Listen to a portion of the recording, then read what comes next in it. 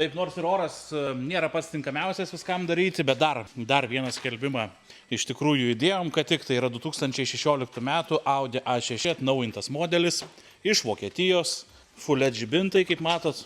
Nu, kadangi priekis nebėgioja, vadinasi ne matricos, kažkada buvau apsišovęs, tai čia labai visi išpeikimo nebuvo. R19 ratlankiai gražus, elektrinis aišku ir bagažinės dangtis yra pas jį, bėgiojantys žibintai gale vadinamieji dinaminiai.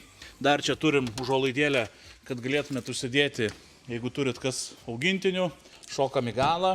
Gerai, gale. Alcantara, oda su Alcantara, klimato kontrolė taip pat yra. Šito automobilio rida 178 000 km ir čia yra 2 litrų 140 kW. Atsidarom čia. S-Line'as, kaip matot. Tai priekinė sėdynė, viskas gražu, švaru, 3 stripiukų vairas, rida, kaip matot, 178, automatas, galinė vaizdo kamera, didžioji navigacija, būna ir mažesnės, kaina automobilio 17 500 eurų. Tai va, tai kam reikia šeškių, šiaip iš tikrųjų mes jų turim tikrai žiauriai daug, ne vieną ir ne dvi, ir ne tris, ir ne keturias. Pilnas parkas tų A6 automobilių pas mus, atvarykit, kažkuria vieną tikrai išsirinksit. Pilna istorija, taip pat gali šitą nusiskanavę pasižiūrėti.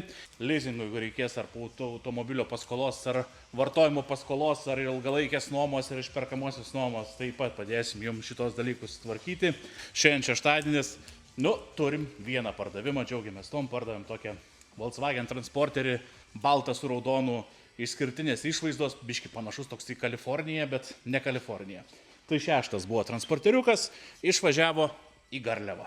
Tai tiek, lauksim jūsų, Autoskala, Rimkų gatvė, 37, Klaipėda ir gerą likusio savaitgalio.